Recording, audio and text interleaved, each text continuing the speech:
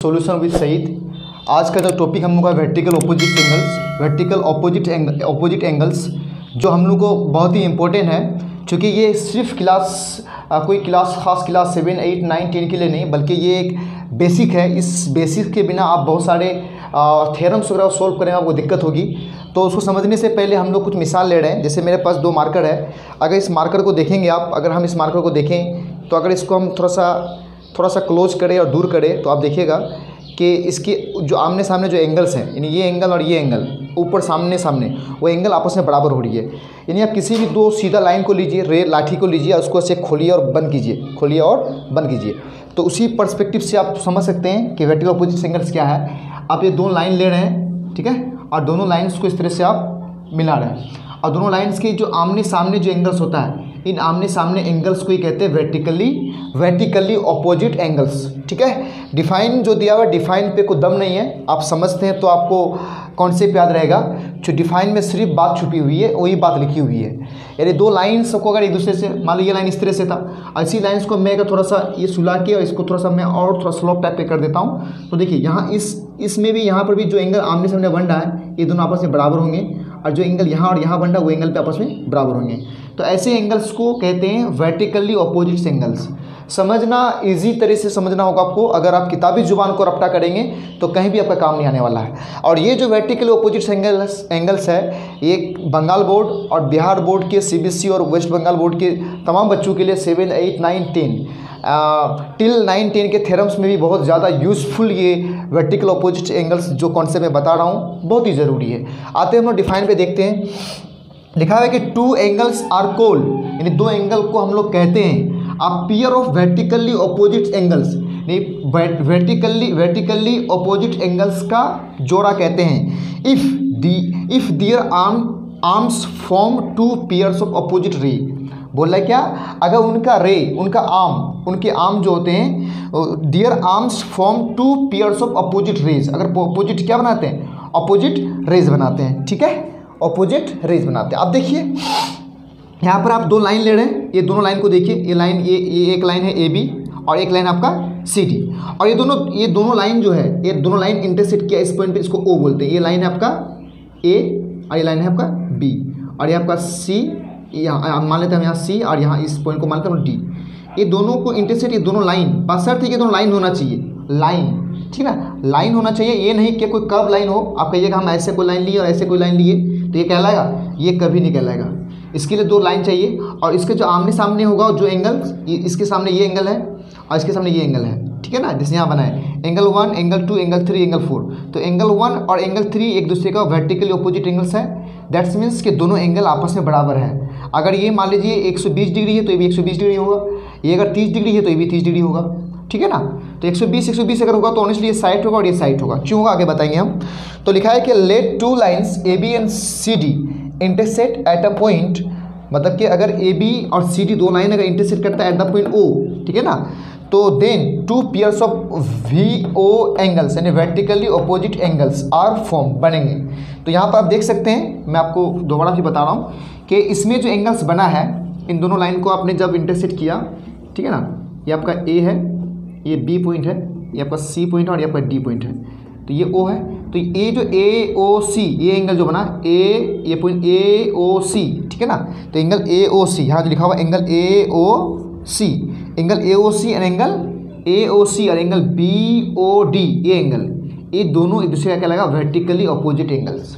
ठीक है, उसी तरह से एंगल जो AOD, जो एंगल आपका AOD यहाँ बन रहा है, और उसके ही सामने में जो एंगल BOC, ये एंगल AOD और एंड एंगल BOD, सॉरी क्या कह रही हूँ, हाँ ठीक है, AOC BOD, ठीक है। तो यहाँ पर एंगल AOD और BO, यहाँ होगा आपका BOC, ठीक है।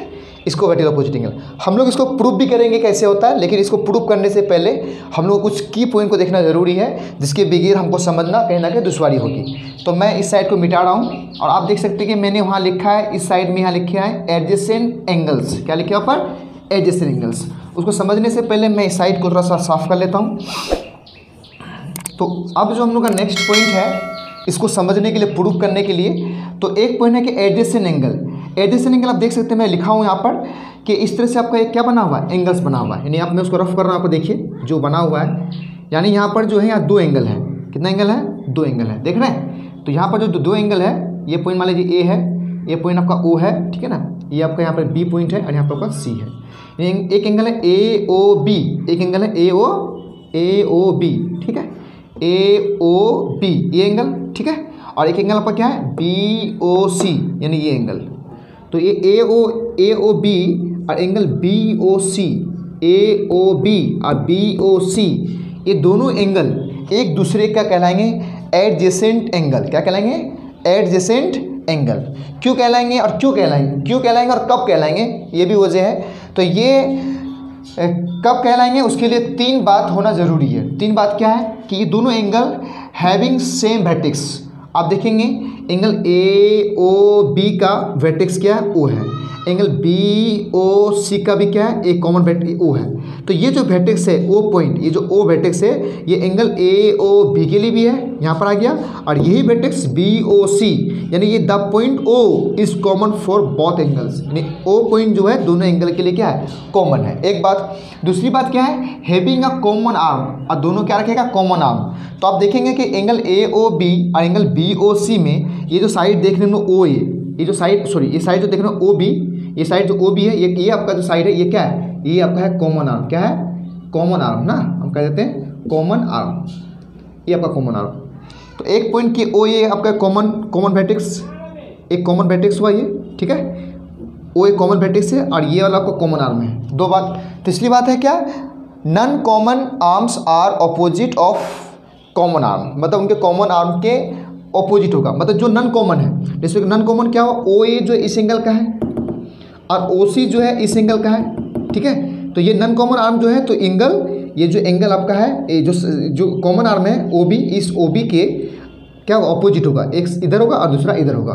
तभी इस कंडीशन में हम कह सकते हैं कि ये एंगल और ये एंगल आपस में क्या कहलाएगा, ये कहलाएगा एडजेसेंट एंगल। तो एडजेसेंट एंगल के लिए 3 पॉइंट समझना जरूरी है। पहला पॉइंट कि दोनों जो एंगल होगा, दोनों पॉइंट क्या रखेगा, कॉमन वर्टेक्स। दूसरा पॉइंट कि दोनों एंगल का एक कॉमन आर्म होगा, जैसे यहाँ पर इसमें है, इसमें क्या दिया, ओ बी एक कॉमन आर्म है। और तीसरा चीज़ क्या है, तीसरा चीज़ है कि जो नॉन कॉमन है, जैसे ओ ए और ओ सी नॉन कॉमन है, तो नॉन कॉमन क्या होगा, कॉमन के ऑपोजिट साइड। यानी ओ भी एक कॉमन आर्म है, इसके एक साइड ये इधर है और दूसरा नॉन कॉमन आर्म उसके दूसरे साइड है, ठीक है। उसके बाद एक पॉइंट और हम लोग समझेंगे, एडजेसेंट एंगल के बाद लीनियर एंगल। आप ये 2 चीज़ समझ जाएंगे तो मैं इस चीज़ को प्रूव कर पाऊंगा हम लोग और समझ पाएंगे। एक आपका होता है क्या, linear angle. Linear LINEAR। Linear angle adjacent angle को ही बोलते हैं, लीनियर एंगल्स कहते हैं एडजेसेंट एंगल को ही। If the non common arms are made straight line. अगर एक नॉन कॉमन, मतलब एक एडजेसेंट एंगल का, देखिए एडजेसेंट एंगल है ये, इसका नॉन कॉमन आर्म ये देखिए, ठीक है ना। एक एंगल आपका ये है और एक एंगल ये है, ठीक है ना। ये एंगल मान लेते हैं, यहाँ ए पॉइंट है, यहाँ ओ है और यहाँ पॉइंट बी है, यहाँ पॉइंट सी है। अगर ए ओ बी ये एक एंगल है और बी ओ सी एक एंगल ये है, दोनों एंगल लीनियर एंगल्स कहलाता है। कब कहलाएगा, इस एंगल में देखिए कॉमन आर्म है, ठीक है ना। कॉमन आर्म ये आपका कॉमन वर्टेक्स है, ये आपका कॉमन आर्म है ओ बी, और इसके नॉन कॉमन आर्म 2 तरफ है। तो ये दोनों एक दूसरे का एडजेसेंट एंगल है। यानी जो लीनियर एंगल होता है वो पहले एक दूसरे का एडजेसेंट एंगल होता है। और लीनियर कब कहलाता है, जब उसके नॉन कॉमन आर्म, क्योंकि ये ओ बी क्या है, एक कॉमन आर्म है इन दोनों एंगल का, और नॉन कॉमन आर्म आपका ओ ए हुआ और ओ सी हुआ। आप दोनों को देखेंगे तो ये एक स्ट्रेट लाइन बना रहा है, और जब ये स्ट्रेट लाइन अगर बना रहा है, दैट्स मीन्स कि यही एडजेसेंट एंगल आपका क्या कहलाता है, लीनियर एंगल्स कहलाते हैं। यानी जो लीनियर एंगल हम पढ़ रहे हैं, लीनियर एंगल्स जो पढ़ रहे हैं, लीनियर एंगल्स अपने आप में क्या है, एडजेसेंट एंगल है। क्या है, एडजेसेंट एंगल्स है, ठीक है ना। लीनियर एंगल क्या है, एडजेसेंट एंगल है। और उस एडजेसेंट एंगल को हम लीनियर एंगल कहेंगे जिसका नॉन कॉमन आर्म, ये जो आपका है नॉन कॉमन आर्म, ये भी आपका क्या है, नॉन कॉमन आर्म, और ये तो आपका है कॉमन आर्म, ये आपका है कॉमन आर्म। तो नॉन कॉमन आर्म जो है, जब हम लोग उसको ड्रॉ करेंगे तो ये नॉन कॉमन आर्म क्या बना रहा है, स्ट्रेट लाइन बना रहा है, तब हम उसको कहेंगे लीनियर एंगल। और लीनियर एंगल की खास बात है कि लीनियर एंगल का जो एंगल का हम लोग जो सम करते हैं, उसका सम होता है sum of linear angle, sum of linear angle, linear angle, sum of linear angles होता है 180 डिग्री। आप देख सकते हैं कि ये जो आपका यहाँ पर जो पॉइंट सी था और ये है एक लाइन है, इस लाइन के ये एक साइड पे जितने एंगल्स होते हैं उनका सम होता है 180 डिग्री, 180 डिग्री। तो इसका मतलब कि एंगल AOC यानी एंगल हम यहाँ दिख रहे हैं एंगल AOC और प्लस AOB और प्लस BOC, इन दोनों का सम कितना होगा 180 डिग्री। ठीक है, तो ये हुआ लीनियर एंगल। ठीक, अगर हमको ये समझ में आ गया होगा तो हम लोग अब प्रूव कर सकते हैं इजीली। ठीक, तो लीनियर एंगल और एडजेसेंट एंगल इन दोनों कॉन्सेप्ट अगर हम लोग को समझ में आ गया है तो हम लोग इजीली आप ये प्रूव कर सकते हैं कि वर्टिकली अपोजिट एंगल एक दूसरे के बराबर होते हैं। अब हम इसको साफ कर रहे हैं, जिसको लेना है स्क्रीनशॉट ले सकते हैं मोबाइल में। ठीक, अब हम लोग चलते हैं एक प्रूफ करके हम लोग आज का क्लास ख़त्म करेंगे। अभी जो मकसद है मेरा, मैं बोर्ड साफ कर रहा हूँ, दो बातें बता रहा हूँ कि जितने भी बेसिक्स में क्लास दे रहा हूँ ये सारे बेसिक्स का निचोड़ आपका क्लास 10 जो इस बार बंगाल बोर्ड का अगस्त में एग्ज़ाम होने वाला है उसके लिए मैं खास थ्योरम दूंगा। लेकिन जो बच्चे अगर ये तमाम क्लासों को करेंगे और ये तमाम चीज़ों को सीखेंगे, मैं जितना आपको दे रहा हूँ बेसिक में, ये सारे बेसिक कहीं ना कहीं पर थ्योरम में अप्लाइड होगा और वहाँ पर ज़रूरी पड़ेगा। तो आप जितना ये सब सीख रहे हैं, मेरी छोटी छोटी बेसिक कॉन्सेप्ट बता रहा हूँ, मैं एक्सरसाइज कर नहीं पा रहा हूँ क्योंकि ऑनलाइन और ये लाइव वीडियो में मैं जो यूट्यूब में वीडियो डाल रहा हूँ तो ये बहुत ही कम परसेंट है, क्योंकि जो क्लास एक्चुअल होना चाहिए उसका 1% 2% भी नहीं है। तो मैं जो भी आपको जो भी कॉन्सेप्ट दे पा रहा हूँ उसको आप सीखें, उसको नोट कर लें, क्योंकि आपके पास किताबें होंगी, आप देखते होंगे, लेकिन जिस वे से मैं बता रहा हूँ आप समझने की कोशिश करें। और इन तमाम चीज़ों का निचोड़ आपको मैं फिर क्लास 10 का जो खास थ्योरम है मैं बहुत जल्द उस थ्योरम्स को भी दूंगा। आइए हम लोग एक प्रूफ करते हैं, जो एक प्रूफ है, हमको प्रूफ करना है कि if two line intersect then the vertical opposite angles are equal. जो थ्योरम है एक, हम लोग पूरा मिटा लेते हैं, बस एक थ्योरम हम प्रूफ करके क्लास आज का ख़त्म कर देंगे। Theorem, if two lines intersect each other, यही सवाल होगा, देख लेते हैं हम कि लिखा हुआ है कि if two line intersect each other then the vertically opposite angles are equal. Each other then the vertically opposite angles are equal. हमको ये प्रूव करना है, ये आपका थ्योरम है। आज ये पहला थ्योरम आपको पढ़ा रहे हैं, उसके बाद आपका थ्योरम का फिर एक 1 बाय 1 आते रहेगा। तो इस सवाल है कि अगर दो लाइन एक दूसरे को इंटरसेक्ट करता है तो then the vertical opposite angles are equal. मतलब दो लाइन हम लेते हैं, मान एक लाइन ये है और एक लाइन मेरा ये है, ठीक है ना। ये दो लाइन एक दूसरे को क्या कर रहा है, इंटरसेक्ट कर रहा है। मैं मानो तो एक लाइन ए बी है, ठीक है ना, और दूसरा लाइन क्या है, सी डी है, ठीक है, सी डी है। ठीक, तो हमको प्रूफ करना है कि ये एंगल इस एंगल के बराबर और ये एंगल इस एंगल के बराबर। ठीक, मैं मान लेता हूँ ये एंगल 1, इसको मैं मान लेता हूँ एंगल 2, इसको एंगल 3 और इसको एंगल 4। ठीक है, तो इसके लिए मैं लिखूँगा सॉल्यूशन, मैं लिखूँगा कि let A B, let two lines, मैं मान लेता कि two lines A B and C D intersect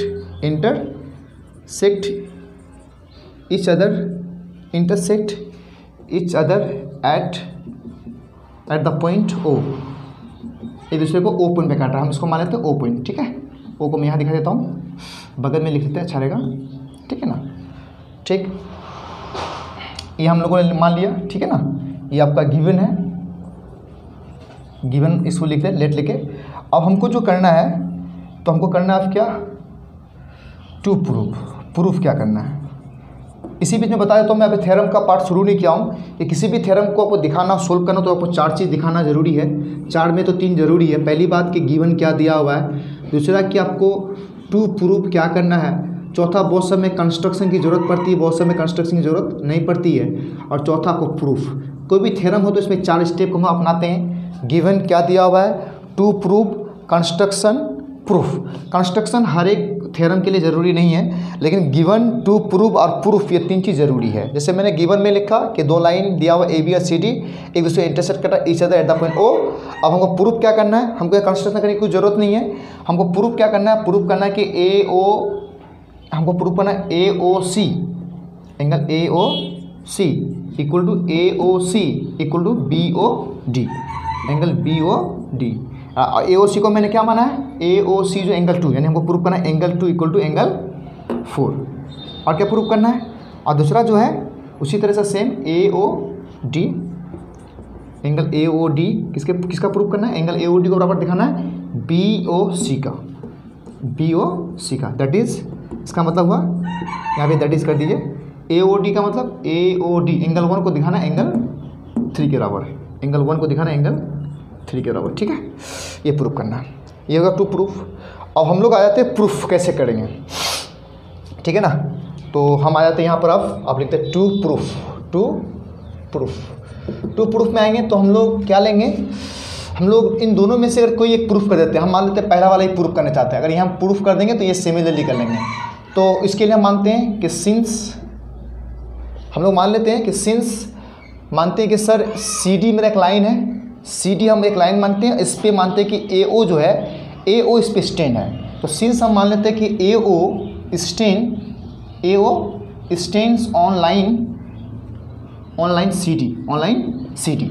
हम मानते हैं कि जो ए ओ लाइन है, ए ओ जो ये जो रे है, ये जो ए ओ रे है, हम मानते हैं कि सी डी पे ये स्टैंड है। तो सी डी को अगर हम लाइन मानते हैं तो ये दोनों एक दूसरे का क्या बनेगा, एक दूसरे का क्या लगेगा, लीनियर एंगल। क्या कहलाएगा, लीनियर एंगल। तो इसीलिए हम कहेंगे कि एंगल 1 यानी एंगल ए ओ डी और angle A O C equal to क्या होगा, 180 डिग्री। 180 क्यों होगा, मैंने माना कि सी डी एक लाइन है और सी डी पर सिंस ए ओ स्टैंड है, ए ओ एक रे जो स्टैंड है किस पर, लाइन सी डी पर, तो सी डी लाइन माना मैंने अगर, तो ऑनेस्टली अगर ये इस पर स्टैंड है तो ये दोनों एंगल क्या क्या, लीनियर एंगल। और लीनियर एंगल का सम कितना होता है, 180 डिग्री। ये जो हम कोई भी बात लिखेंगे, क्यों लिखेंगे तो उसको बगल में लिख देना होगा, क्या लिखना होगा, चूँकि angle A O D and angle A O D and A O C are linear angles. ठीक है, ठीक, इसलिए 180 हुआ। और हम लिखेंगे इसी को, that implies that A O D को बोलेंगे एंगल 1 और ए ओ सी को हम बोलेंगे एंगल 2, यानी एंगल 1 और एंगल 2 का सम कितना हो गया, 180 डिग्री। ठीक है, ठीक। इसी तरह से जैसे हमने एंगल 1 एंगल 2 को लिखा, अब मैं मानता हूँ कि सी डी को मैं लाइन माना था, मैं मानता हूँ ए बी को लाइन, और उस पर मानता हूँ कि ओ डी उस पर स्टैंड है। ठीक है, मैं इस साइड को मिटा रहा हूँ, इस साइड को रहने देते हैं, इस साइड को मिटाता हूँ। ठीक है, इसको मान लेते हैं लोग इक्वेशन 1। और उसी तरह से मानते हैं हम लोग कि अगेन मान लेते हैं इसमें कौन है, O D, since O D stand on किस पे स्टैंड है, ए बी पे, किस पे, लाइन ए बी पे। ठीक है, लाइन ए बी पे स्टैंड है, तो हम क्या बोलेंगे अब, तो इसको बोलेंगे एंगल 1 और एंगल 4। ए बी को लाइन माने हमने, ओ डी स्टैंड है किस पर, ए बी पे, तो लाइन एंगल 1 और एंगल 4 यानी A O D, angle A O D plus angle B O D, इसका सम कितना, 180 डिग्री। क्यों होगा, तो लिखेगा आप लीनियर पेयर ऑफ एंगल्स ना, linear pair of angles, linear pair of angle ना, तो यहाँ हम लिख लें लीनियर एंगल्स, क्योंकि दोनों एक स्ट्रेट लाइन है, तो ये लीनियर एंगल हुआ। क्या हुआ, लीनियर एंगल सम 180 डिग्री होता है। तो हम यहाँ देख सकते हैं कि एंगल ए ओ डी मतलब एंगल 1 और plus angle B O D मतलब एंगल 4 इक्वल टू 180 डिग्री। ठीक है, ये क्वेश्चन 2।